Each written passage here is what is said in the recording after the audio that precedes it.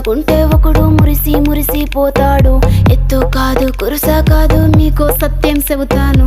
అందిన ద్రాక్ష తీపి మీకు మీ మగ బుద్ధి వంకర బుద్ధి. అంటావా మావా అంటావా మావా అంటావా మావా అంటావా మావా. బొద్దు బొద్దుకుంటే ఒకడు ముద్దుగున్నావంటాడు. సన్నం గుంటే ఒకడు సరదా పడిపోతుంటాడు. బొద్దు కాదు సన్నం కాదు వంపు సంపు కాదండి. ఒంటిగా సిక్కామంటే చాలు మీ మగ బుద్ధి వంకర బుద్ధి. అంటావా మావా అంటావా మావా.